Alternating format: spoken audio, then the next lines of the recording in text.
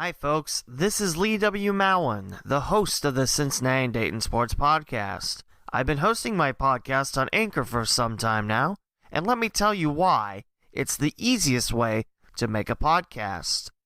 When you host with Anchor, you have creation tools that allow you to record and edit your podcast right from your computer or phone. Anchor then distributes your podcast for you so others can listen on Spotify, Apple Podcasts, and many more platforms. You can even make some money with your podcast with no minimum listenership required.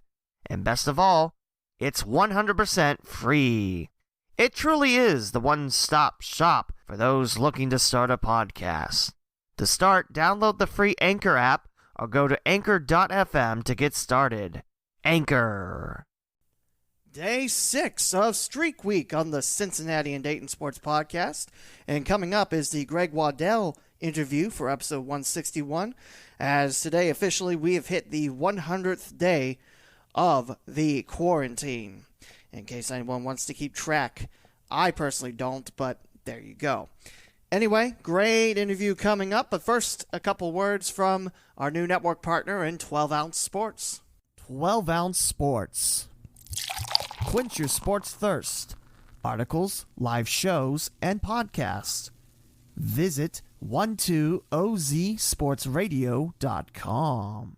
Hey folks, this is Lee W. Mowen of the Cincinnati and Dayton Sports Podcast, and I'm here to talk to you about MyBookie. Since 2014, it's the place where you can bet on anything, anywhere, anytime. Get up to $1,000 on your first deposit bonus. Use the promo code 12OZSports. As well as sports betting, you can play some casino games, take in some live odds in Madden 20 and NBA 2K20, and even bet with Bitcoin. Visit mybookie.ag and use that promo code 12OZSports. That's 12OZSports. MyBookie, the industry's most rewarding loyalty program. It's episode 161 of the Cincinnati and Dayton Sports Podcast, where our special guest is Greg Waddell, the broadcasting voice of the Miami RedHawks hockey team and formerly the public relations director for the Cincinnati Gardens. We're talking plenty of hockey, local sports, the RedHawks, and more on episode 161.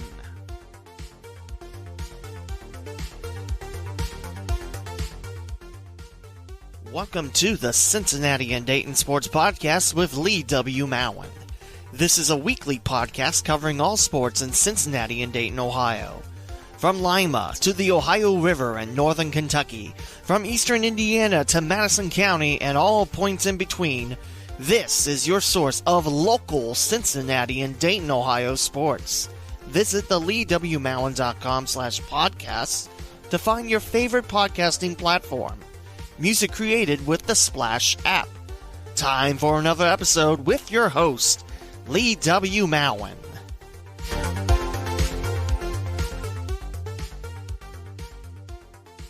And on the phone is Greg Waddell. Greg, how are you this afternoon? Lee, great to talk with you on, I don't know if this is a spring day, a summer day, but it's a very mild day in June, and I'll take it. No humidity. That's great. And this weekend it's only supposed to get in the upper 70s, so beautiful weather awaits us. So definitely looking forward to that as well. Considering everything else we've been through the last 3 months, I will take it. Now, Greg, you broadcast for Miami RedHawks hockey. You do a lot of local hockey stuff as well, and formerly the public relations director for the Cincinnati Gardens. So let's begin. Where are you from? Well, I was born in Cincinnati, so I'm kind of a Cincinnati kid and graduated from Middletown High School a few years ago. We'll leave it at that. In between, though, yeah, we'll definitely leave it at that. In between there, though, my dad had the opportunity to get transferred around with the job that he was working, so I had a chance to live in a number of other states from about third grade through eighth grade, and lived in Michigan and Tennessee and Louisiana and Oklahoma. Then we made our way back to Ohio, and for the most part, been here ever since. And what school did you graduate from? I was at Middletown High School, so kind of right in between Cincinnati and Dayton, Middletown. The Middies. That would be me. Yep, that's where I'm from. So when did you decide that you wanted to be in the broadcasting field? Well, I think for anybody from Southwest Ohio that wanted to get into broadcasting, there might be one name that probably is responsible for that. For me, it was Marty Brenneman, and listening to Cincinnati Reds games when I was growing up. And my dream was, as I was getting ready to go to high school, was that I was going to take his job when he was ready to retire. Little did I know I would be waiting 40 plus years for him to cede that seat. And so pretty much I'd say my time has probably come and gone from taking over that role. But no, definitely listening to Marty Brenneman growing up and calling Cincinnati Reds games, and then also listening to Phil Samp call Cincinnati Bengals games. Those were kind of the two guys that I, in the local area, pretty much paid the most attention to and admired most. So when was your first big break, and what job did you have? Yeah, that's a good question because, I can kind of look at my radio career in several different phases. While I was still in high school, and again, I'm old enough now, but when I was in high school, we didn't have campus radio stations like a lot of the schools offer that now to students. So when I was in high school, there was something that was called Junior Achievement, and I had found a junior achievement group just by happenstance.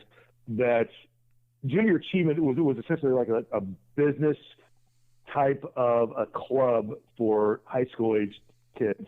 And the business that I wanted to get into was radio, and found a broadcasting portion for Junior Achievement. And it was actually out of the radio station that for the longest time operated in Middletown. It was AM 910 WPFB. And in fact, that station the frequency is still on the air, but they also had an FM station as well that was at 105.9 FM. That was different formats over the years, but at the time it was a mellow rock kind of a radio station. But they would let the students once a month get on the air for 1 hour. And I worked hard and was able to, in that 1 hour window, was probably on the air for like 5 minutes. But once I got that first taste of being on the air, I was hooked and knew I wanted to do it. So from there, I actually, out of high school, decided to go to a broadcasting school. I didn't at first think I was going to go to college, so I was looking for the quick, easy route. So I went to a broadcasting school in Dayton, and from there I was able to graduate and come back and work at WPFB as a 19-year-old. So my first job in radio was at 19 years old at 910 WPFB. The AM station at that time, it became country at one point, but when I first started, it was playing music that was like nostalgic music from the 1950s. Stuff I knew nothing about. And here's this 19-year-old guy playing Frank Sinatra and Doris Day and music I had no business talking about, but as radio people will do, they try to make it sound informative. And that was kind of my first big break, was working at WPFB as a 19-year-old. One of my previous guests I had on, Mike Hartsock, he got his start at the Middletown station as well. So yeah, there are quite a few alumni that have worked in broadcasting in Cincinnati and Dayton, made their way through those halls at one point or another. And it was just such a great opportunity because it was a family-owned station, so different than the broadcasting industry of 2020. Back, in the 1980s when I was in this, it was a family-owned radio station. Now, that also meant we didn't make very much money, not like a lot of people are making a lot of money doing that now, but it afforded you the opportunity to be able to work and hone what you wanted to try to do. And I can remember I was, getting a chance to be DJ and, doing some of these nostalgic music type shows, but we also had some sports. They would broadcast the Middletown High School football games. I was the board operator for that, but every once in a while they would let me crack open the mic and maybe do some score updates and throw me a bone here or there. So yeah, Mike Hartsock definitely started there. I wouldn't put myself in Mike Hartsock's in his lane, but but one of those alumni, that came out of the Middletown station. And it's such a shame it's not the same, that Middletown station anymore, but it used to be back in the day, too. Yeah, it was, for a lot of people that have followed broadcasting in the Cincinnati and Dayton area probably know the building that housed the radio station and the transmitter, the antenna, everything was right off of Central Avenue in Middletown, kind of in between Central Avenue and Brill Boulevard, kind of that little area. And you could see the antenna for miles. It was almost in the backyard of Middletown High School. But it was just this old farmhouse that had the studios and the transmitter and everything. And it was just a different era of radio. And you're right. It is a shame that that's gone. In fact, I know John Kieswetter, who the longtime radio and TV media writer in Cincinnati for the newspaper, and now he's writing for WVXU.com. He, a few years, and he's actually from Middletown as well, he had gone back to that building, and this is, 2 or 3 years ago, about 2017, and the building was dilapidated. It was, old and run down, and they were getting ready, I believe, to come in and tear the building down, and I saw some of those pictures, and it kind of made the heart hurt a little bit when you spent a lot of time in that building many, many years ago, but time marches on. Yeah, I understand that feeling, too. I mean, Hare Arena looks like it might be torn down, too. And you see some of the latest pictures of all the graffiti and the tornado damage? Yeah, somebody had posted that. I just saw that within the last couple of days, and I can't remember where I saw that, but I saw some of those pictures, and it was heartbreaking because we'll talk about coming up here in a little bit, but one of the other jobs that I've done over the years was I got a chance to work at Cincinnati Gardens for a long time, and we went through the same thing about 4 years ago where the building was bought, sold, and demolished. And seeing the pictures of Hare Arena, a building that I spent a lot of time in as well, watching a lot of hockey games and concerts and other events, seeing that sitting the way that it is, it tears your heart up. The building deserves better, and I know it's an inanimate object, but there's so many people who spent a lot of time of their life in that building look at it differently than just a building. It's somewhere where a lot of people grew up, and I hate to see things like that. And it wasn't just for hockey. It was for concerts. Basketball was there a little bit. Indoor football. Soccer was there. It's like it held a little bit of everything during its time. Well, in those buildings, I mean, the Hare Arena or the Cincinnati Gardens were from a long ago era, but the civic pride that existed in those buildings, I mean, what Hare Arena meant to the city of Dayton for so long before the Nutter Center ever came along, everything took place out of Hare Arena. And you're right, concerts, circuses, ice shows. I can remember I took my son and my niece, back in the late 90s to see Sesame Street live. They had those kind of shows, monster truck shows. So all those different types of events were in those community buildings, and there was so much civic pride that people looked at those buildings. And then, of course, through the years, they become older and people become jaded and like all the latest amenities, and they forget the charm and the simplicity of what those buildings meant because they were built at a time that was so much more simple than where we're at now with technology and all the modern amenities that you get in buildings now. Like, I wouldn't necessarily put Nutter Center or even the Heritage Bank Center down in Cincinnati, the Riverfront Coliseum, in that category. But you go to Nationwide Arena in Columbus or even Value City Arena.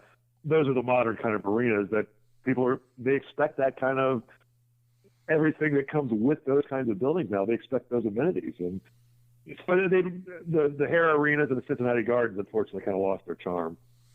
And that is a shame. It is. Oh, I'm right there with you. I think a lot of the broadcasting people, and this is more of a broadcasting podcast, but I think people that got a chance to broadcast and that understand the charm of what those little buildings had, like Hera or Cincinnati Gardens, the intimacy of what those buildings provided. So certainly wasn't the technology, that's for sure. Nope, and you're absolutely spot on. It was, I got to broadcast the last 4 years of hockey at Hare Arena, and oh, wow, that view from the press row, that's something. That was something. I broadcast games in there as well, and hockey games in there as well. You felt like you were part of the action. You were so close, but yet you always felt safe as well. So it wasn't that it was dangerous. It was great. It was a great vantage point. I loved it. Absolutely. Now let's swing over a little more positive side of things. How did you get from point A to point B in terms of working up to the Cincinnati Gardens and the Miami hockey jobs? Now that's if anybody is familiar, well, and if they're listening to a broadcasting podcast, they are. You listen to the words from the theme song from WKRP in Cincinnati, up and down the dial. I am that. I'm somebody that has been at so many. I can't even count. I probably should have sat down and counted how many different radio stations I've worked at over the years. But between both Cincinnati and Dayton, I've been on probably the majority of the radio signals. Definitely the AM radio signals from both of those towns. My very first radio job, thinking back after WPFB, I kind of the point A to point B. It's definitely not. It's more point A to point Z with every other letter in between, about as far apart as you can possibly be. I worked let me back it up. After the broadcasting school and working at WPFB, I decided that I wanted to go back to college, and so I ended up at Bowling Green State University, and they've got a great broadcasting program there. So I ended up graduating from BGSU, and so that was where I probably made my most connections and met so many people, because it's similar to the experience on air that I got at WPFB in Middletown. At Bowling Green, there were so many different broadcasting majors that have ended up down in the Cincinnati and Dayton area that it's crazy. In fact, one of my roommates, my senior year in college, was Scott Sloan, who is still on air on 700 WLW down in Cincinnati, does his talk show. We were roommates at BG back in the late 80s. But there were so many different people. I don't know if you remember Gil Herrick. He used to work at Channel 7 as a sports anchor for a while. He was at Bowling Green the same time I was there. Okay. Dean Detmer. Oh boy, he worked at Channel 22 for a while. He did some on air, and he actually ended up as a general manager for a while at Channel 22. Another guy, Dave Metzger, was doing sales at 22 and 45 in Dayton. And then on air people down in Cincinnati. A couple guys that worked for Gary Burbank back in the days were Bowling Green alum. Lisa Braun, I don't know if you know Lisa. She is the social media expert. I mean, she is just the absolute expert in social media with the Cincinnati Reds. She was at BG while I was there. So a lot of us made our way through Bowling Green. And after Bowling Green, my first job was actually broadcasting for a hockey team in Michigan. I moved to Saginaw, Michigan, and broadcast for a year and a half in Saginaw, Michigan for the Saginaw Hawks was the team. They were a farm team of the Chicago Blackhawks. And there were some great players that went through Saginaw that made it to Chicago and made it to the NHL. So that was kind of my first taste, but it was also my first taste of the unstableness of the broadcasting industry, whether it was for a team or working for a radio station. And the team folded after the year and a half that I was there. So I came back to home, back to Ohio, Southwest Ohio, and to Middletown, and got a job working. First job was working actually at 1410 WING. So I was on Wing Radio for a short time, again doing on-air DJ stuff and playing. It was an oldie station, so I was playing Elvis and the Beatles and all the music from the 50s and the 60s, and so that was fun. Did that for a short time. Then ended up actually on 1290 WHIO, and I was on WHIO for about 5 years. I did a little bit of everything with Larry Handigan. Larry was just a great teacher and mentor for me in my really early professional years of working in radio, and he taught me so much. I got a chance to do sports updates on the weekends, but I would board op for Larry for UD football and basketball games. I would do the scoreboard updates and the intermissions. For a short time, I think it was only for 1 year, you had, the broadcaster from Ohio State, now Paul Keels, was working at Cincinnati, but he left Cincinnati, came up and for 1 year did UD football with Larry. So I was board hopping for them, doing football and basketball games, and produced talk shows. A guy named Kent Voss was a big talk show guy for a couple of years in Dayton, and I was called the imaginary producer because he would always talk to me, but I was never on air. So he would talk to me through the two-way radio that we had from his studio to where I was at in the control room, but you could never hear me. So he called me the imaginary producer. So there was really a lot of jagged, point A to point B stops along the way. But after that, Larry Hanskin actually, after I left WHIO in the mid-90s, and I went down and was doing some work in part-time at Cincinnati radio station, Larry called me back up and gave me the opportunity to be the voice of the Dayton Bombers for a few years. This was after Lyle Steig had done Dayton Bombers, and they had just moved from Hare Arena to the Nutter Center. So the very first year that the Bombers were at the Nutter Center, I got to call their games, and I did that for a couple of years. But then again, the unstableness of broadcasting, the team got sold. The ownership group that owned it when they hired me sold out, and a new group came in, and of course they cleaned house. And so I was on to my next gig, and that's kind of the process that kept happening along the way. I'd work for a year or two, get pretty comfortable, pretty stable, and then something out of my control would change, a format change, an ownership change. And so like the song goes from WKRP, I was up and down the dial on to my next job. Now, I know Scott Sloan. I listen to his show occasionally. He does a nice job. Gil? Yeah. Go ahead. Gil Herrick?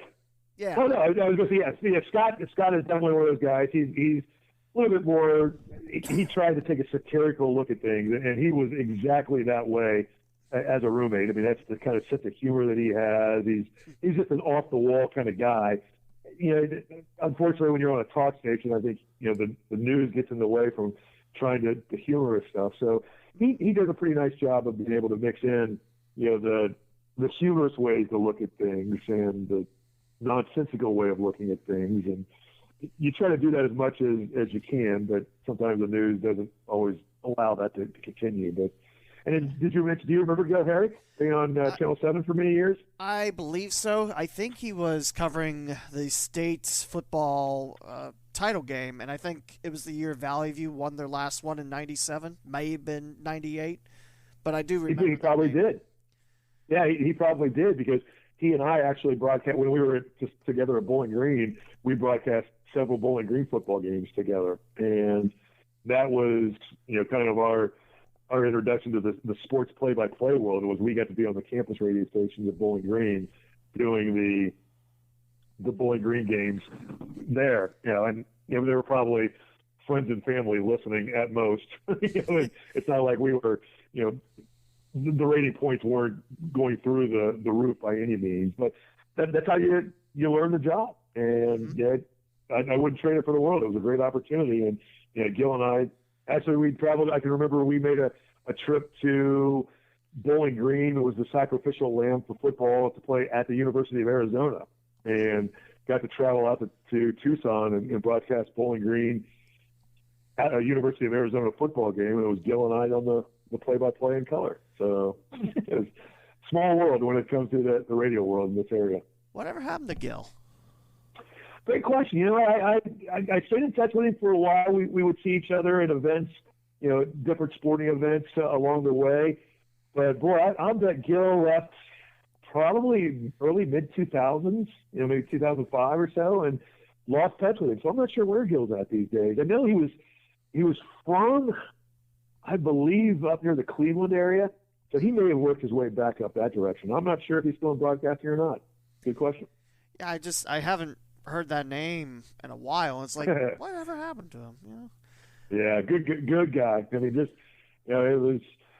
I mean, as you're probably learning, you have to be very transient when you're working in a broadcasting business, and and be able to wear a lot of different hats and be able to do a lot of different things.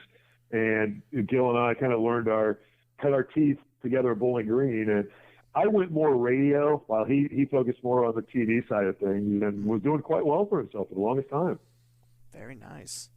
And also Lisa Braun, you mentioned. I haven't met her. I know that name, but I couldn't tell you where. And you said Red social media? Yeah, if you follow the Reds on Twitter or Facebook, chances are you've seen her postings. And she was at Bowling Green the same time I was, and we're not young anymore. We've been in the broadcasting business for a few decades now, but she was able to leave Bowling Green and actually work at MTV for a while, then made her way back. She's from Cincinnati as well. And eventually we worked together again with Clear Channel in Cincinnati. She was doing promotions for a while and then made her way over to the Reds, and it's just been phenomenal and growing. She was just so far ahead of the game of what Twitter could be for a sports team. And I think if you go back and look through the history of Cincinnati Reds on Twitter, so obviously we're talking the last 7, 8, 9 years, she was really at the forefront of being able to do so much and increase the awareness that people, not only in our area down here in Southwest Ohio, but throughout the country and the world, if you wanted to follow the Reds, hop on Twitter and you're getting the latest on what's going on with the Reds. Lisa Braun had something to do with that. Very cool. Very cool. Yeah. Now, let's talk about your job with the Cincinnati Gardens. How did you wind up with that job? That kind of came about as my radio days. I had been on so many different radio stations, and I'll bet if you and I were to be able to look up all the AM frequencies in both Cincinnati and Dayton, I probably have been on 75% of those frequencies in some capacity or another, whether I was working for the station or through a network.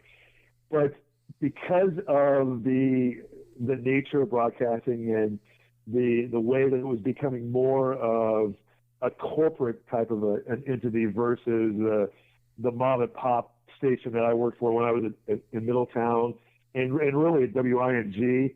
That was kind of an old farmhouse over on East David Road. I loved working in that studio. It was just this old house that was converted into a radio station. Yeah. As I got to WHIO, that was Cox Broadcasting, and then into Cincinnati with Clear Channel, the corporate world it wasn't quite the same. I wasn't enjoying it as much as I thought that I would when I was younger.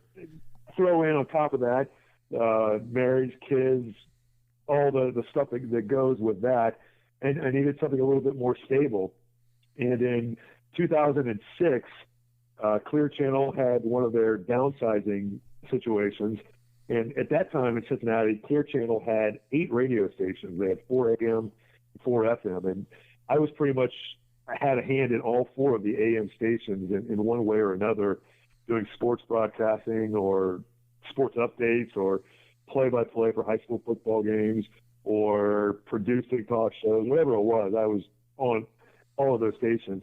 They had the downsizing in November 2006, and it was kind of about that same time, within that year window, that I was starting to see that kind of same turn that was leading me to think in my mindset that I needed to kind of expand out and use all the experience that I'd gotten in radio over the 20-plus years that I've been broadcasting through all these different radio stations and all the different types of things that I had done, that I wanted to get more towards the PR, the media relations, and work on the other side that would help give the information to the radio stations, the TV stations. And so I had, through my connections through the radio stations, I had also been working, broadcasting Cincinnati Mighty Ducks hockey games at Cincinnati Gardens, and got to know a lot of the people that worked there. I got to know John Walton, who is now the broadcaster of the Washington Capitals, was their play-by-play guy for the Stanley Cup champion a few years ago.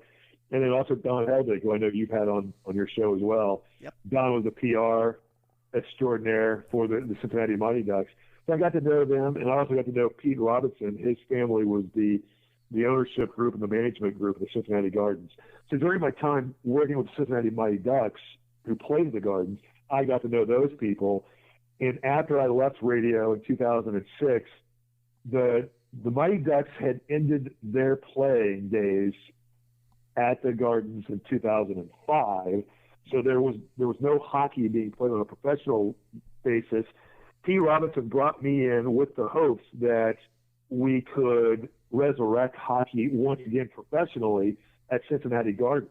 And that was the hopes that the professional hockey market in Cincinnati would kind of expand out and allow us that opportunity.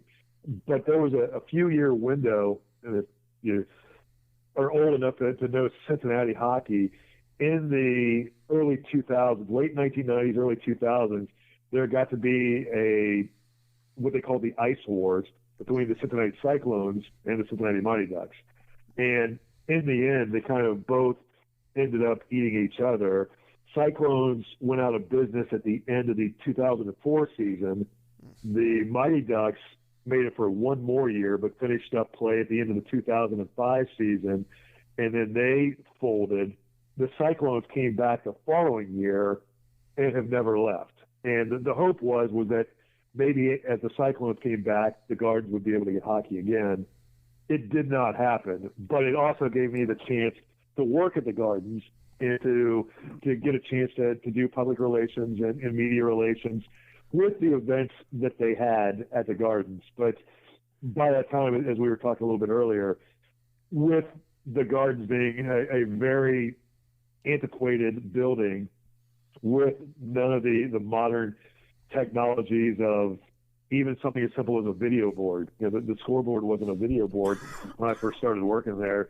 It just kind of, it was the final days of the Cincinnati Gardens. And from about 2007 to 2016, I was able to work there with the limited events that we had, but it was getting harder and harder to be able to bring events into the Gardens. We would have monster truck shows. We would have bull riding and rodeo kind of events. We'd have scattered concerts here or there.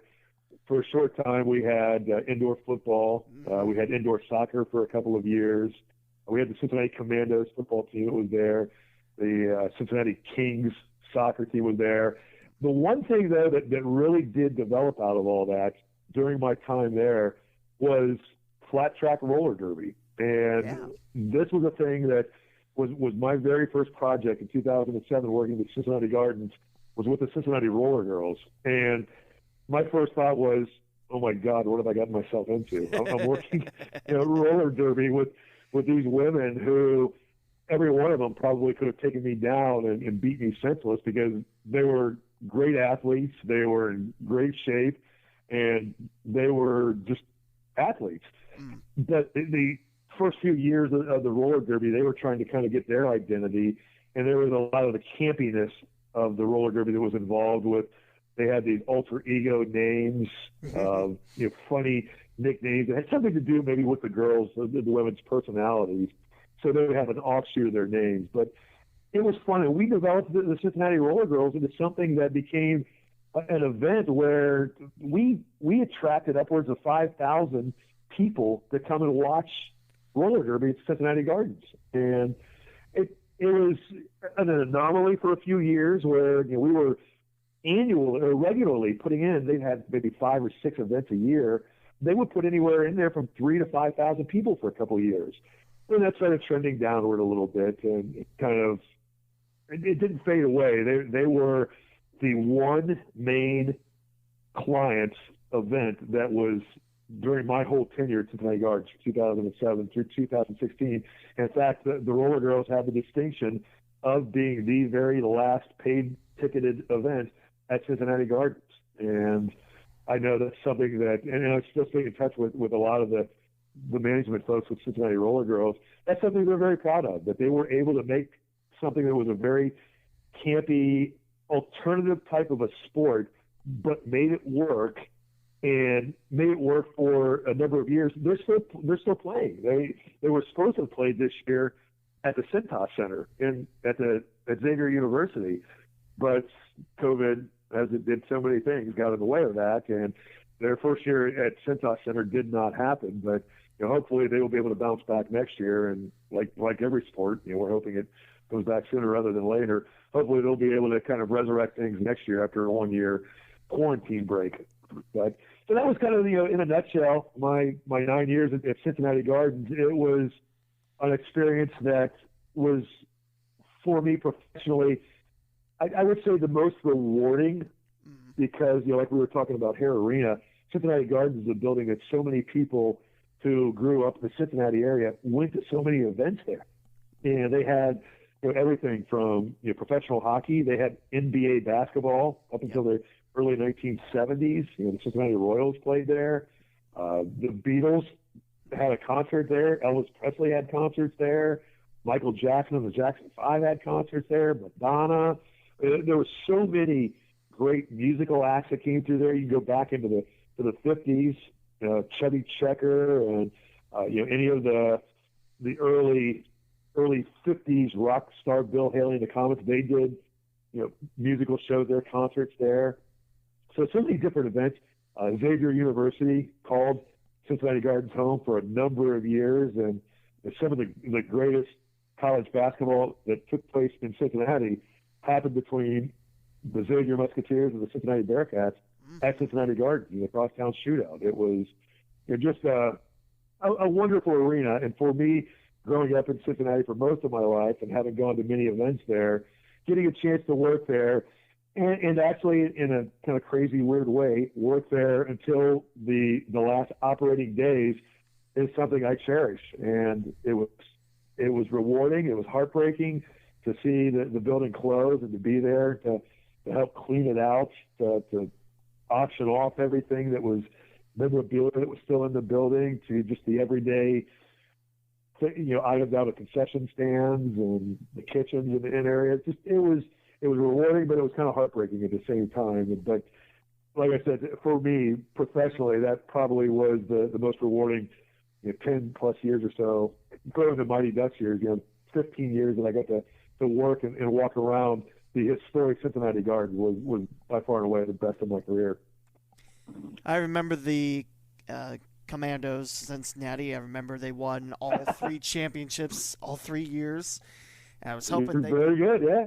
I was hoping they'd be back when I started broadcasting Dayton Sharks football, but it wasn't meant to be. So, that was unfortunate. That was that 1 year window there where I know the folks of the Cincinnati Commandos were very excited that there was going to be a Dayton team there and to try and get that little rivalry going. And unfortunately, the ownership group wasn't very stable in that level of sports. And because of that, it was, like you said, not meant to be, unfortunately. But you're right. They did. They won the 3 years that they operated. They won the championship each and every year that they were there. I did the PA for them. It was a lot of fun. Yeah, I remember going to one game, and it was against the Marion Blue Racers. That was a lot of fun to be part of. And it might have been about 100 degrees inside there, too. Yeah, it was a little toasty, but hey, it was all right. We had indoor football, so I forgot all about the Kings being indoor soccer, too. Yeah, the Kings played, I think, for 2 years, and it was, again, just the unstableness of ownership with some of these small minor league leagues. There's not a lot of financial stability with it, and they're operating on shoestring budgets, and they're operating on the fact that you've got if you're not attracting fans to come to the games, it really makes it hard to operate. So unfortunately, those were kind of short-lived opportunities, and I know Hare Arena had some similar situations with some of the pro hockey teams they tried there in the final years. Yeah, it's eerie how similar those stories of Hera and the Gardens are. Oh, incredibly parallel. I mean, I think the Cincinnati Gardens was opened in 49, and I think Hare Arena opened in 55 or 56, I think. Yeah, something like that. And I know Hera hadn't been operating after the tornadoes hit it last year, but I think it almost made it kind of a little bit more sad that it was an abandoned arena that got hit by a tornado, and seeing those pictures even right after the tornado, but even now, just it's depressing. There's no doubt about it. Yeah, and seeing, I forget when it was, but seeing Channel 2 and Channel 7 rummage through Hare Arena after it closed, and just seeing all the damages and the the debris and everything. Yeah, I can hear it in your voice. Trust me. I went through that watching the Gardens close, and the Gardens was open for another. Well, it stood after we officially closed it, and the Port Authority of Greater Cincinnati was the group that bought it, and they bought it with the idea that they were going to take it down and then use the land that the building stood on to build small industrial businesses. It was hard to argue progress at that time when we couldn't really keep anything going to keep the Gardens operating. Outside of the Cincinnati Roller Girls, the other event that really was going on there was probably a great opportunity for a lot of kids playing hockey in Cincinnati was high school hockey. We had high school and youth hockey being played at Cincinnati Gardens, and so many kids. And even today, I'll see some posts through the Gardens Facebook page, of kids who will remember, high school age kids who are now graduated from college that will say that was the greatest experience, that they got to skate on the Cincinnati Gardens ice and play high school hockey game at the Cincinnati Gardens that had so many wonderful events and memories over its 60 plus, almost 70 years of operating.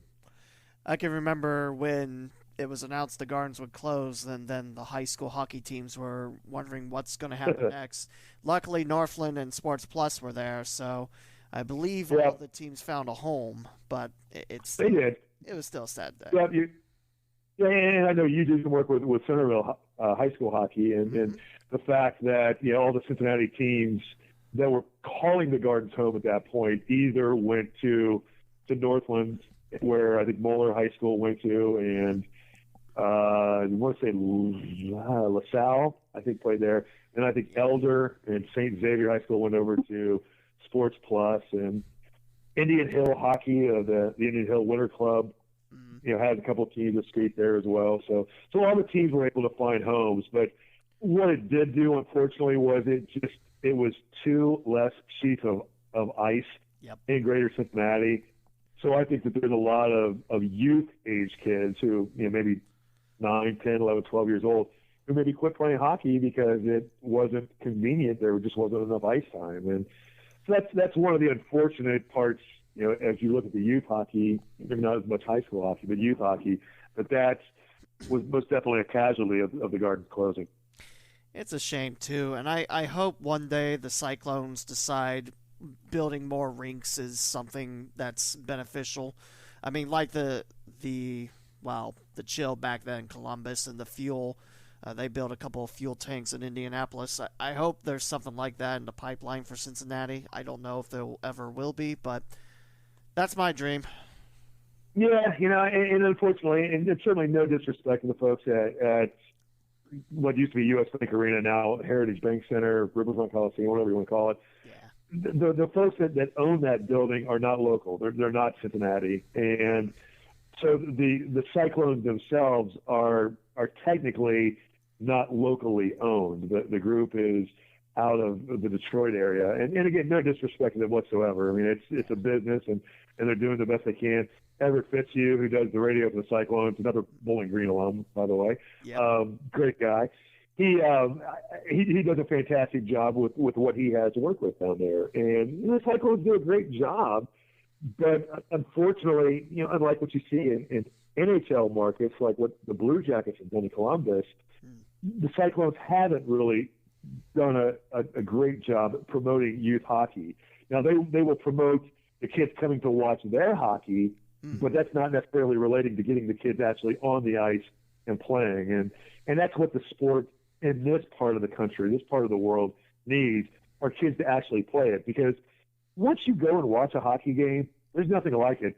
TV, and even for me, broadcasting radio, doesn't do it justice, although you and I try to do it justice. Oh, yeah. Actually being at the game itself, and whether it's a youth hockey and watching your 9-year-old kids skate around out there, or it's high school, or even ECHL like the Cyclones, or college hockey like the Miami RedHawks, it's so much better to be at the event itself and to watch it. And that to me is, I hope, like you said, I hope that somehow or another that the youth hockey can get another sheet or two of ice built in Cincinnati to help grow the sport a little bit more, because I think the sport's going to miss some good athletes, and lacrosse is one of those sports right now that are starting to suck up a lot of these young athletes, and these kids are going out and playing lacrosse. It's essentially hockey on grass, and it's fast paced, it's moving. There's a lot of action. You score a lot of goals in it, and it's a great sport. It's a fun sport to watch. And the similarities of hockey and lacrosse, to folks in Canada, that's been known for years and years and years. But those down here in Southwest Ohio and Cincinnati and the Dayton area, it's kind of just coming out to the forefront. And if we don't get some more rinks built for hockey, we're going to lose a generation of hockey athletes that may have a chance to move on and play at a higher level. And it's a shame. But again, here's hoping that it's decided upon. Now let's swing over. What now? So I was going to say exactly. No, you could not be more right. Exactly. Now let's swing over to the college side of things. How did you wind up with the RedHawks team in Miami? Well, that's, again, similar to the way that I was able to get in with the Dayton Bombers all those years ago with my connection with Larry Hansgen. The Bombers back in the days, for a short time, were actually broadcast on WHIO, 1290 WHIO, and Larry knew that I had been a hockey guy when I had gone to Bowling Green. In fact, I think Larry's also a Bowling Green guy, if I'm not mistaken.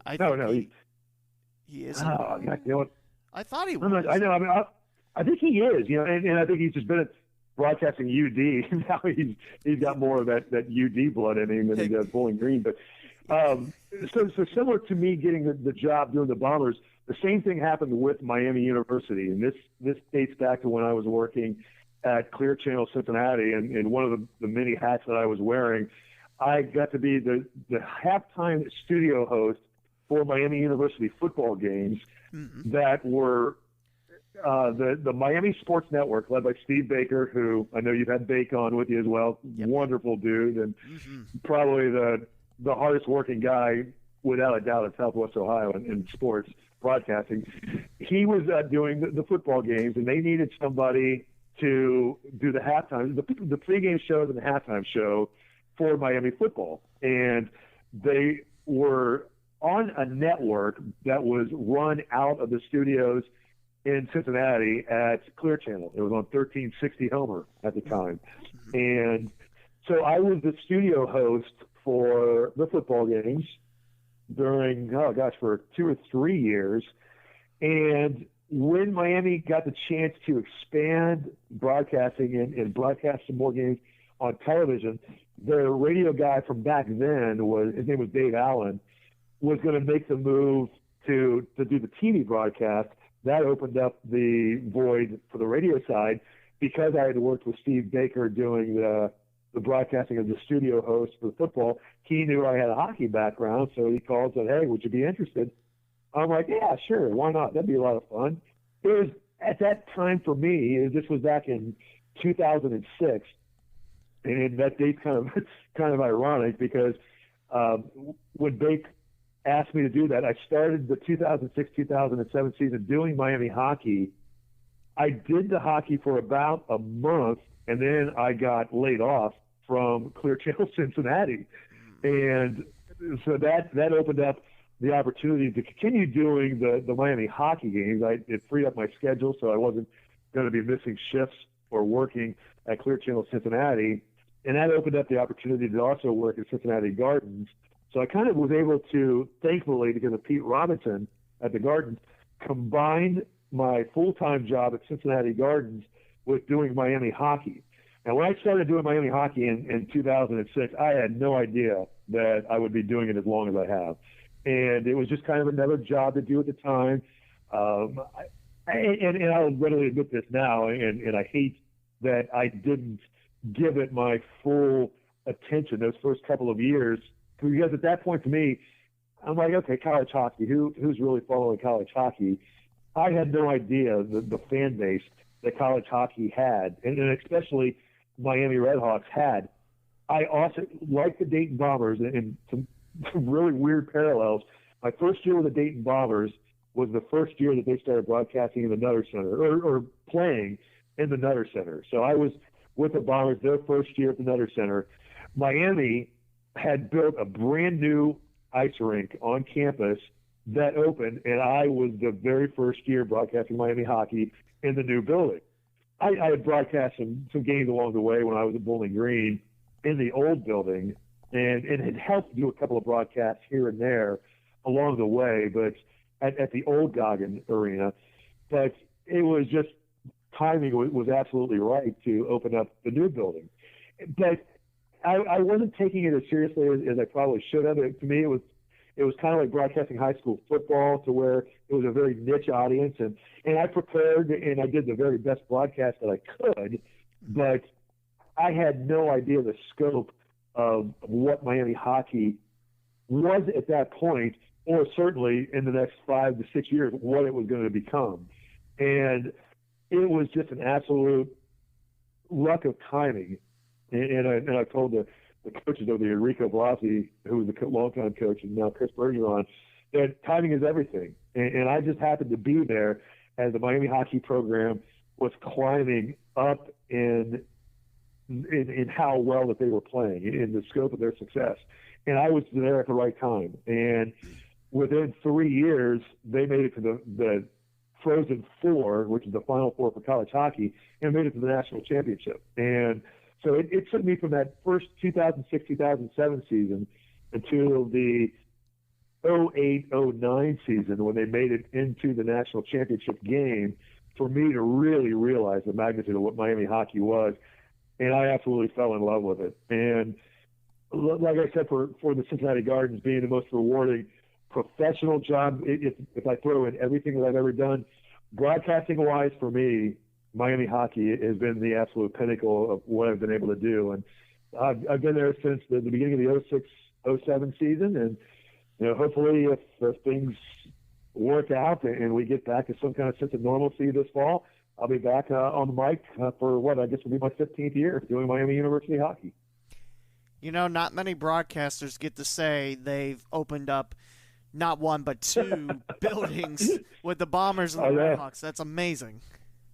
It is, and I kind of had never really thought too much about it until just a couple of years ago. Somebody had asked me how long I'd been doing Miami hockey, and I started kind of I just was never one of those ones that kept track of how many games I had broadcast or teams I'd worked. Well, I knew how many teams I'd worked for, but how many different radio stations I'd been on, or I just it never dawned on me when I first started to kind of do that. And I wish I would have now, and I've kind of tried to go back and recreate what it is, but it was only a few years ago that I started doing that, and that I realized the kind of the ironic nature of being the first year with hockey at Nutter Center, and then also opening up the new Goggin Ice Center in Oxford for the Miami RedHawks.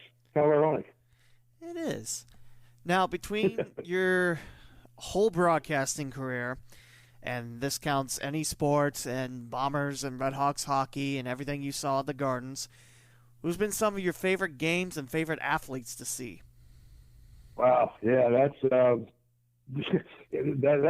when you kind of sent me over a list of some things that we were going to talk about, that was one thing that really stuck with me. And even to this point, it's hard for me to kind of realize, because I almost have to break it down to different sports and some of the different things that I've been able to broadcast. But for a kid who, as I said, grew up listening to Marty Brennaman and listening to Reds games, and Reds baseball is far and away my passion for sports, for any team. The Reds are my absolute favorite.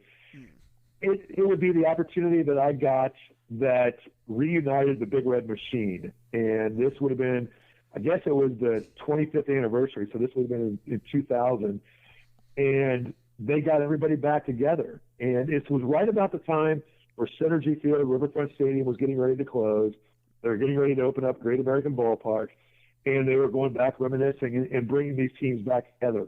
So I got a chance to cover the events of the reunion of the Big Red Machine and seeing Pete Rose and Johnny Bench and Joe Morgan and Dick Concepcion and all those guys on the field at Riverfront Stadium, Synergy Field, and getting a chance to interview Joe Morgan. My absolute favorite, though, and the one that probably starstruck me the most of any broadcast interview that I've done, and that to up till now would be the chance when I got to interview Sparky Anderson. And it was just a dream come true, because as a kid growing up watching the Big Red Machine and watching the Reds and knowing what Sparky Anderson means to Cincinnati Reds baseball, that to me was the pinnacle. And to this day, that is my absolute most favorite moment of getting a chance to actually interview Sparky Anderson. I got to meet Marty Brennaman and sit in the booth with Marty Brennaman and Joe Nuxhall. I had a chance to meet and talk to Joe Nuxhall many times. Never got a chance to meet Phil Sam from the Bengals. But I would say, all the people that I met through Cincinnati sports, all the different athletes, and then going into the locker rooms and covering some of the athletes, covering when Ken Griffey Jr. came back to Cincinnati. That was a lot of fun, covering Barry Larkin in the locker room, going over to the Bengals locker room and being part of the mob of people around Chad Johnson's locker when he was making his predictions on who he was going to torch that weekend and what defensive back he was going to beat. I got to be in that mob of people. Chick Ludwig, longtime Dayton Daily News guy, he was in there, and getting a chance to meet the sports writers and the broadcasters, both Cincinnati and Dayton. That's been a lot of fun. If I look at the hockey level, when I worked in Saginaw, Michigan, several of the players that were on that team then went on to play the National Hockey League. In fact, one of the players that was there, and I remember talking to him many times on long road trips on the bus, was Bruce Cassidy. He's now the coach of the Boston Bruins, who were in the Stanley Cup Finals a year ago. But he's somebody that I got a chance to meet along the way. The coach of the team in Saginaw when I was there, we had named Darryl Sutter, who went on and coached in the National Hockey League and coached with the LA Kings when they won a Stanley Cup championship just a few years ago, with a guy who played at Miami while I was there, scoring the game-winning goal, Alec Martinez. So the sports world makes for a very, as big as the sports world is, if you, like you are, Lee, that are involved with the athletes and the coaches, it becomes kind of a small little community, and you get to know these people. They might not remember me, but I had a chance to work with them and be around them. So, Alec Martinez, that's a guy from Miami University. Tommy Wingles is another guy that, in fact, just announced his retirement a couple of days ago from Professional Hockey League. He's a guy that had a lot of success. Sean Corrali is in the NHL now, plays for the Boston Bruins. One of the nicest guys I've ever met in the world. So a lot of those different athletes, broadcasters, almost too many to mention.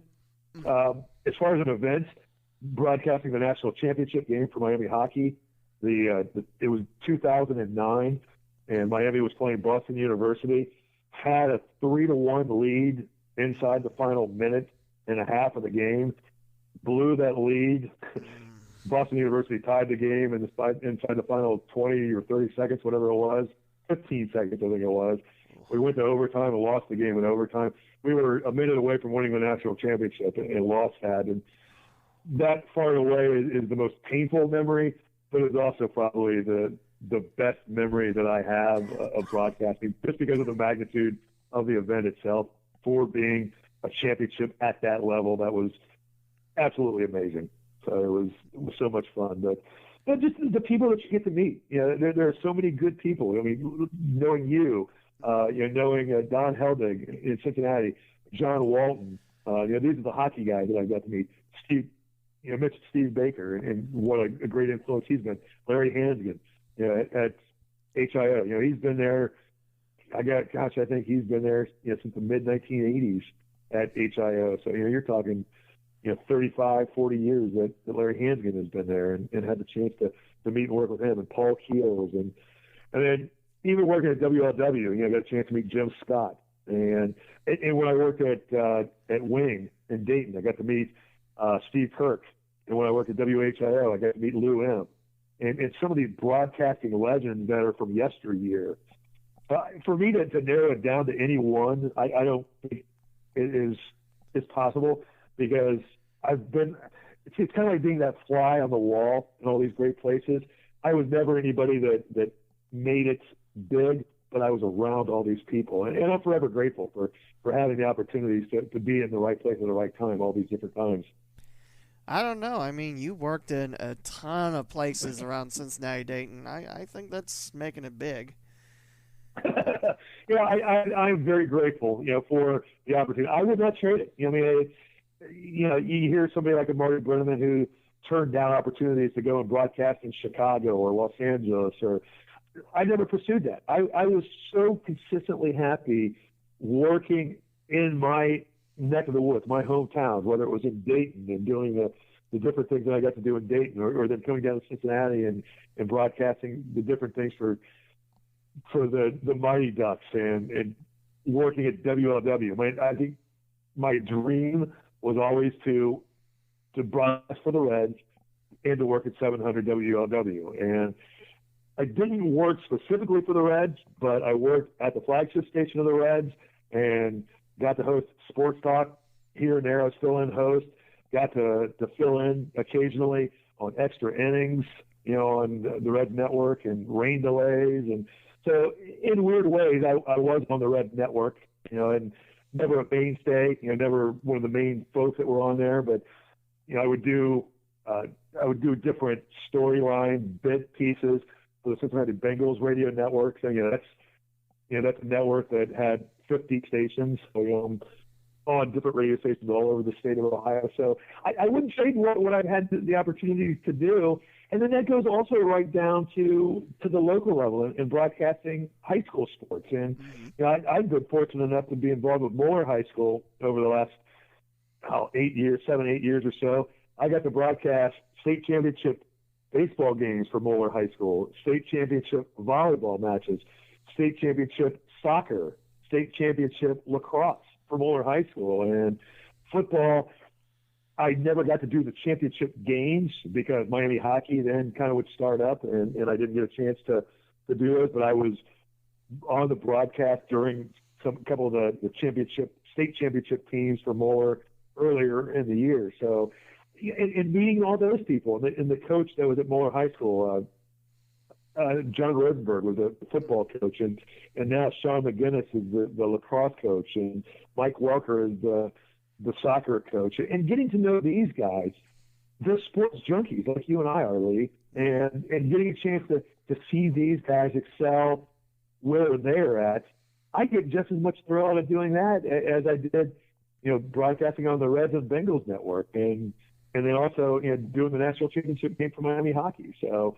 I think if you keep it all in perspective and appreciate what you have and not hope for things that you don't have, not that they're unattainable, not that you shouldn't have dreams, but appreciate what you do have and enjoy it while you're there, I wouldn't change what I've done in my 25 years or so of broadcasting. I wouldn't change anything. Now, you also have a son who's working in the broadcasting field in Zach. When did he want to be a broadcaster, and did any of your work kind of rub off on him? Yeah, that's a great question, and I told him we were going to bring this up, and he kind of laughed. So Zach is probably more of a behind the scenes guy. I'm not sure he'll ever be on the microphone or doing the broadcasting. He is very, very good at the production side of things, the behind the scenes stuff. He's very good at all this new technology. And you and I have had a chance to work with Rob Ebel in Cincinnati for ESP Media. And that's where I've been involved with Moeller High School. And he's expanded out to numerous other high schools around the greater Cincinnati area and up towards the Dayton area. And Zach had the opportunity, as he's been going to, after he graduated from high school and going to school at the University of Cincinnati, it was a part-time job for him to help out on some of the broadcasts. So he's been more of a behind-the-scenes guy. Is it because of me? Oh, I would absolutely say definitely. It was a chance for him and I to work together on some of these broadcasts and be together. And he's my producer for a lot of the high school games that we do. He was my producer for the Moeller Soccer State Championship game 2 years ago. And he was my producer for the Moeller Lacrosse Championship game 4 years ago. and baseball games. He was my producer, and so it's been fun to combine that with him. Both he and my daughter Madeline have been coming to the press box with me. Zach is just a crazy lunatic hockey fan, and when he was little, he would come to the press box with me for Cincinnati Mighty Ducks games at Cincinnati Gardens. So to this day, because he grew up watching Cincinnati Mighty Ducks, his favorite NHL team is the Mighty Ducks of Anaheim, or the Anaheim Ducks now. And anytime they come to Columbus, he's at Nationwide Arena going to watch the Ducks play. And so it's kind of funny how my passion to my jobs have rubbed off on him, and I've been fortunate enough to take him on a few of the road trips with me. He went to Detroit with me for the second Frozen Four that Miami University Hockey was in. We played at Ford Field in Detroit. The football stadium wasn't necessarily the greatest hockey venue, but it was certainly an event. But he was at that event with me. Miami lost the national semifinal that year. But he went there with me. He traveled and actually did some work for Miami University, doing some photography. When Miami hockey played at Duluth, the University of Minnesota Duluth, he got to travel up there with me. Miami hockey did an outdoor game at Soldier Field. He was in the press box with me for that game when we played the outdoor game at the football stadium. So he's had a chance to travel around with me, not to mention countless broadcasts, in Cincinnati or in Oxford. My daughter, Madeline, I've brought her to the press box many, many times. She's pretty much grown up with me as being the broadcaster for Miami hockey. And she's the reason that I won't stop doing that, because she loves going to the games. She's not in college yet, but when she is, she's always said she wants to go to Miami University, and that's because she's grown up going to Miami University hockey games and sitting in the press box with me. So that is probably, while Zach isn't necessarily going to be a broadcaster per se, the fact that I've been able to incorporate my job and let them be around that and experience it with me, that as a father is the most rewarding thing that I've been able to give them, to include them on some of the road trips and some of the different games and watching me broadcast these games. Greg, what are some of your favorite things about sports in Southwest Ohio? Oh boy, yeah, that's talking about it, from the passion that the people have for their high school sports, high school football and high school basketball in this area is off the chart. And since I've been working with Rob Ebel and branching out and broadcasting the other sports, from lacrosse and volleyball and soccer and girls softball and all these different sports, the passion that people have for high school sports, the passion that they have for the amateur sports in general, whether it's the little leagues, and you're always going to have your overzealous parents. That happens, I'm sure, everywhere.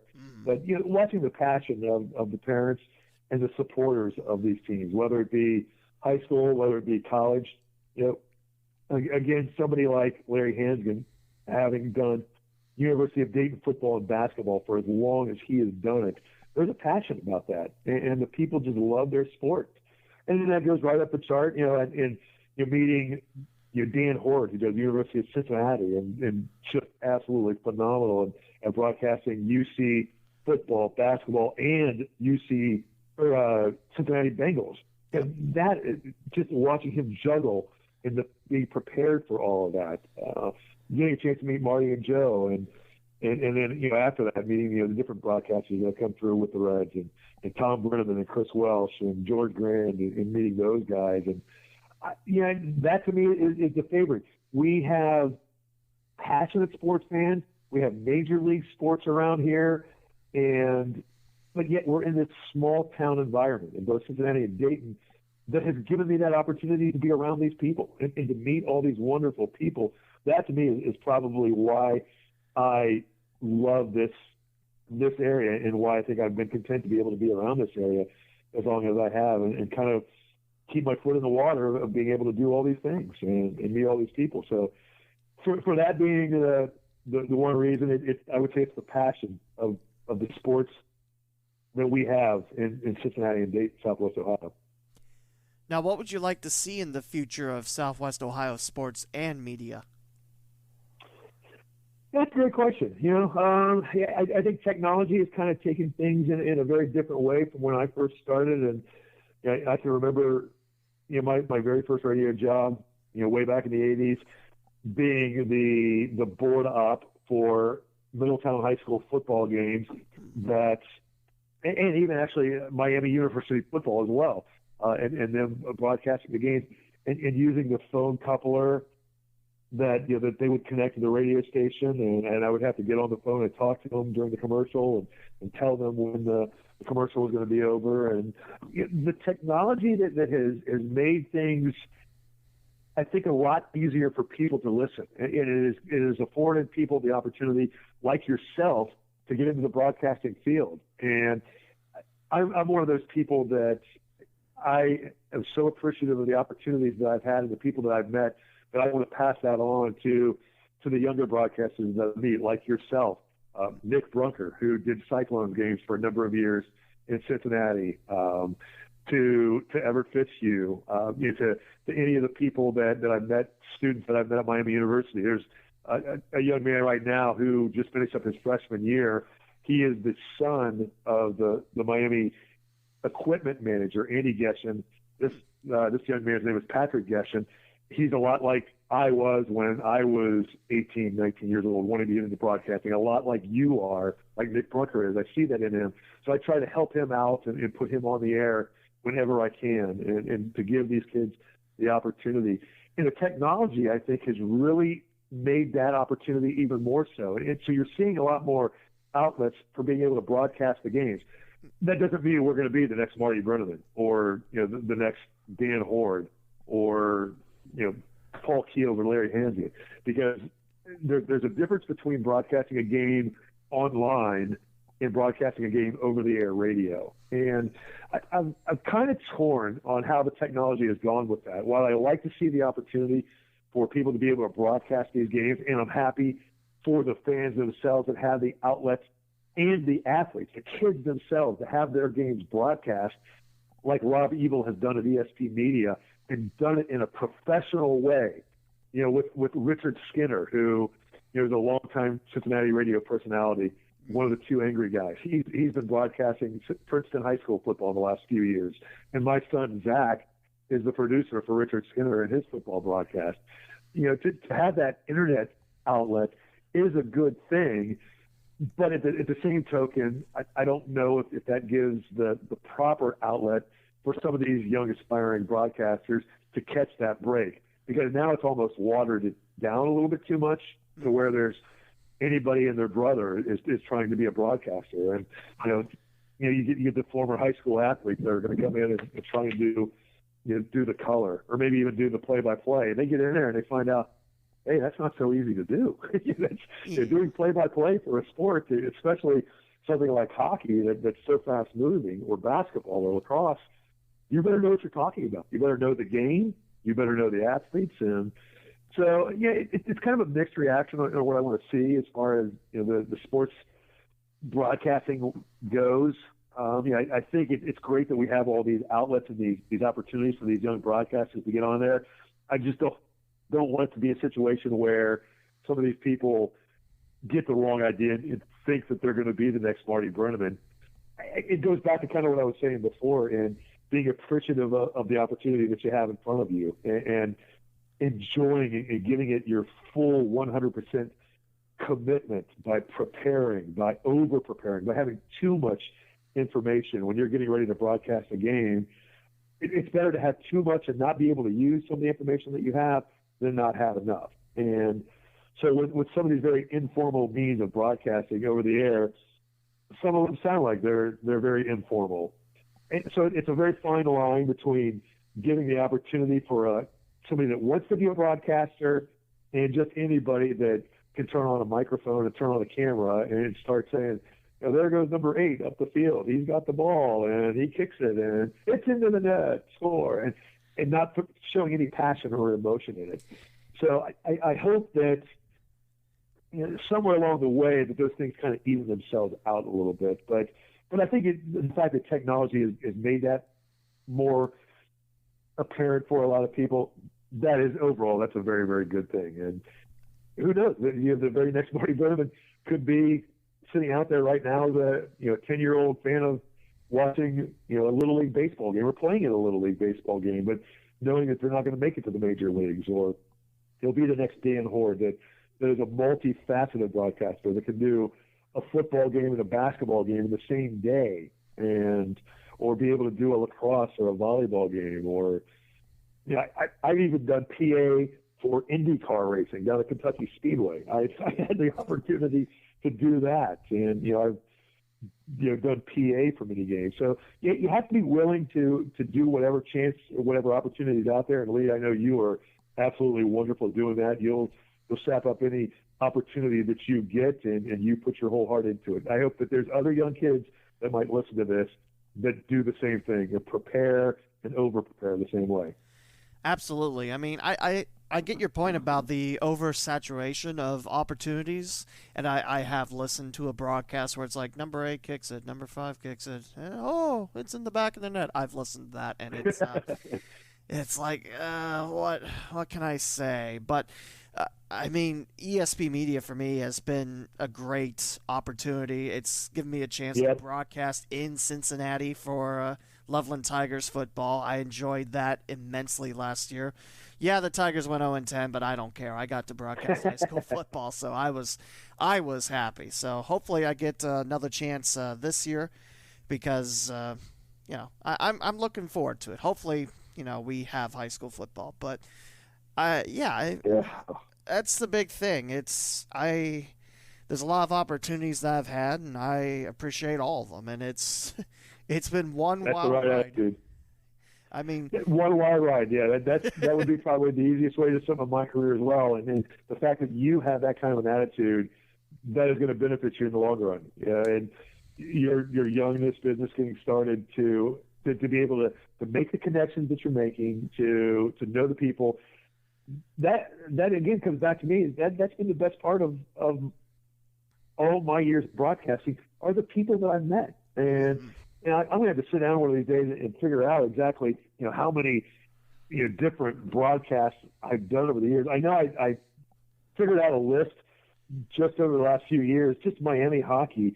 Over the years I've been there, I've broadcast over 500 Miami hockey games. I think it finished up in the 500 teams somewhere this year. But and then I started going back and trying to figure out all the places that I've got to go, and not only the people that I've gotten to meet, but the places, because of mostly Miami hockey, I've gotten to go to.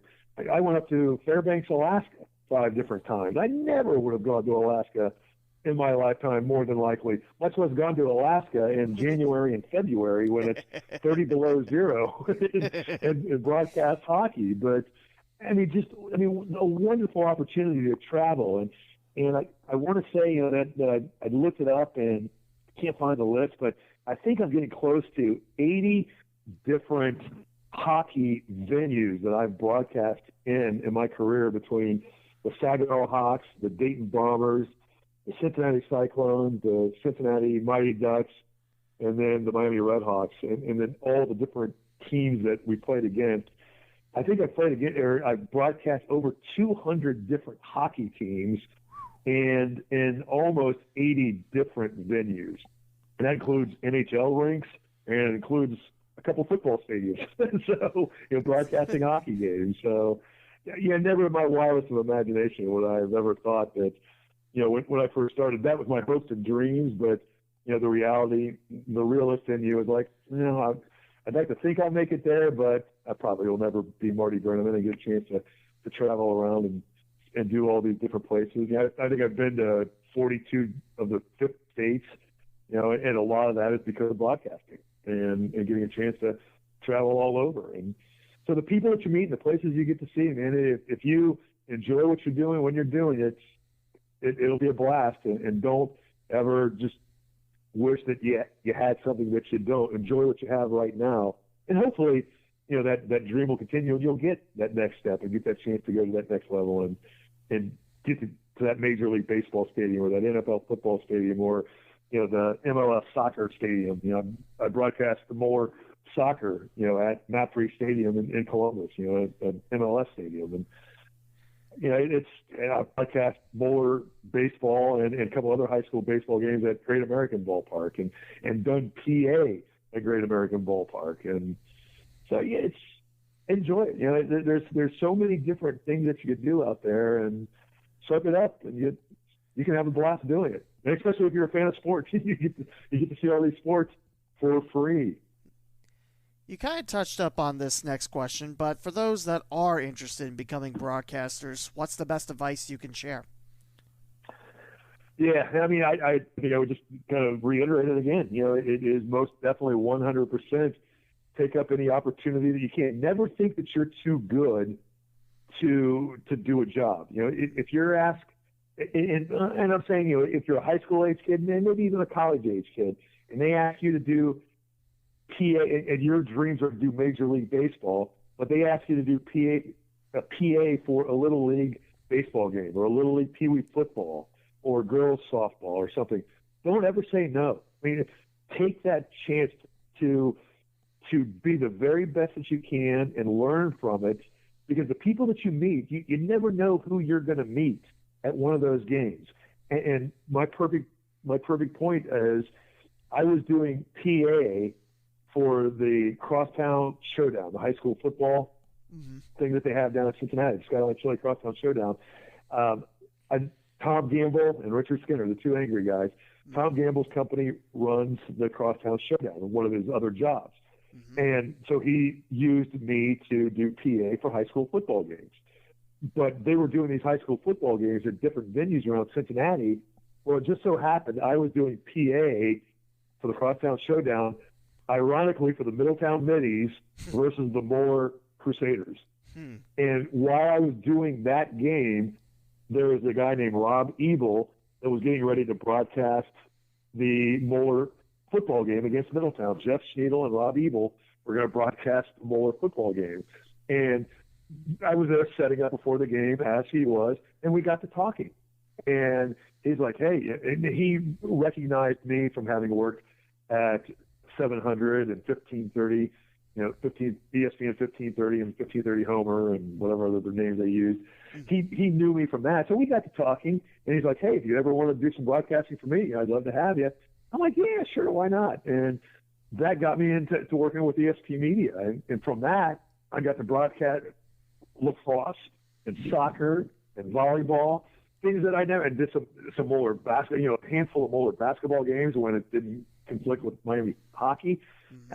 It's you never know who you're going to meet when you're doing one of these events.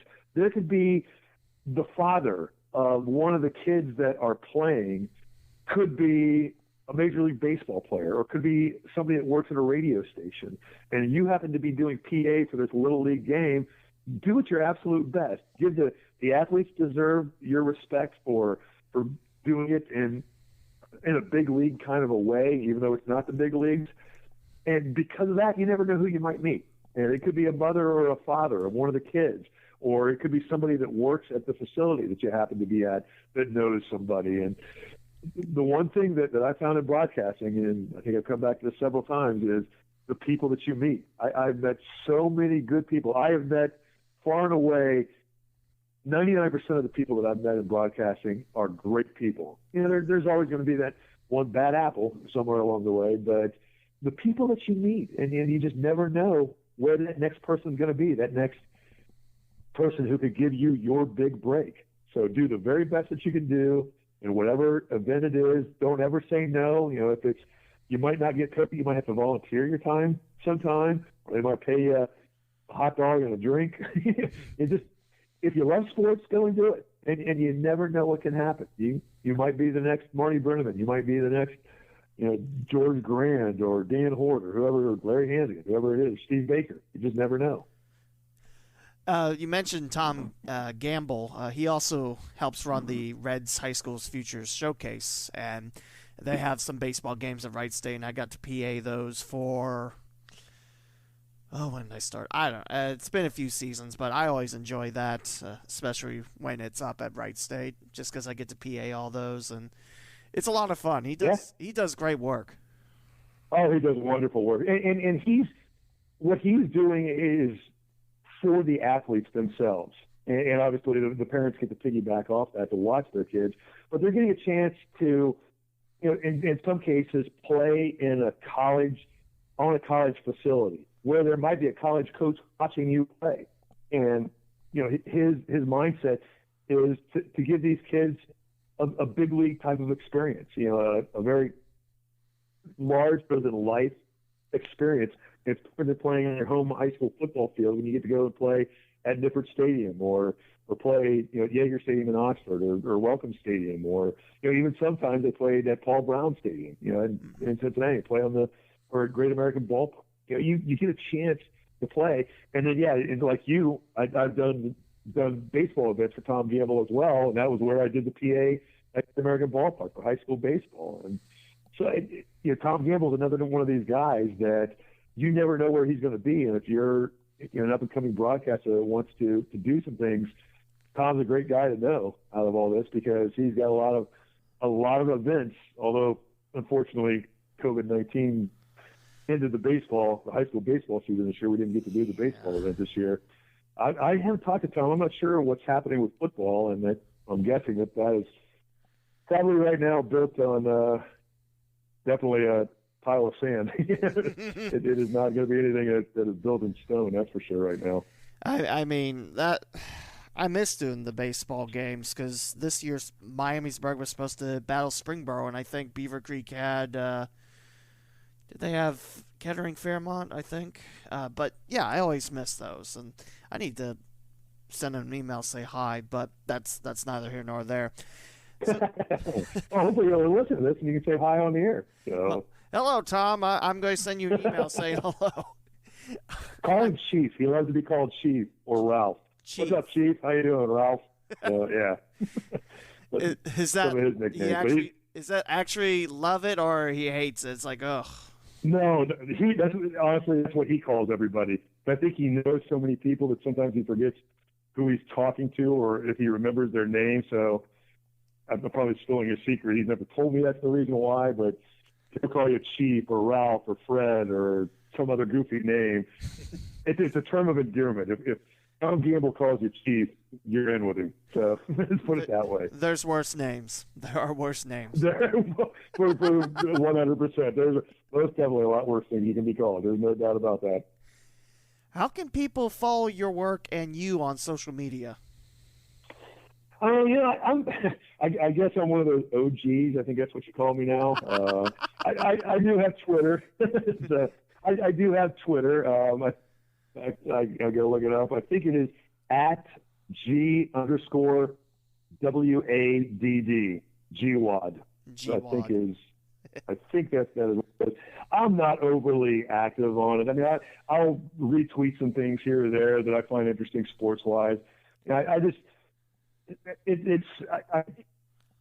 think I'm just at that wrong generation to use myself in the marketing way. That's what it's set up to do. And even though my buddy Lisa Braun is wonderful at that, and we come out of Bowling Green at the same time, she is way more in depth at that than am I. I've got Facebook. It's more geared family stuff. I don't do a whole lot of promoting myself on that as well. So social media wise, I'm probably not anywhere near what I should be.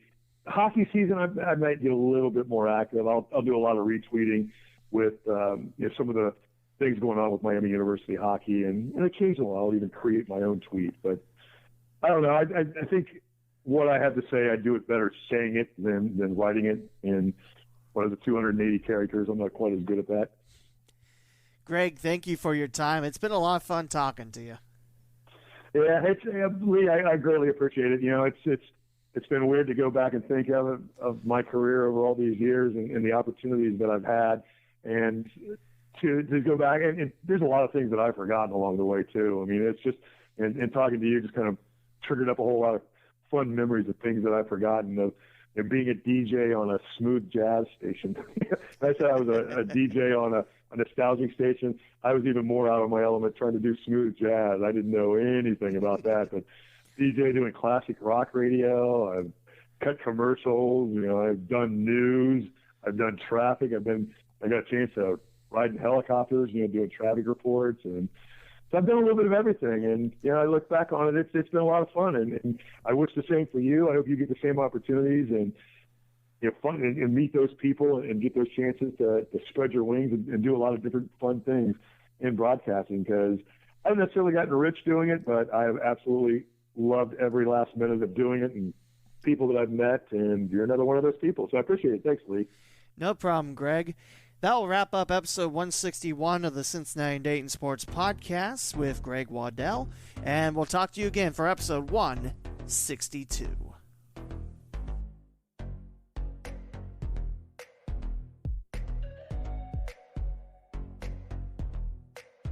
Thank you for listening to another episode of the Cincinnati and Dayton Sports Podcast with Lee W. Mowen.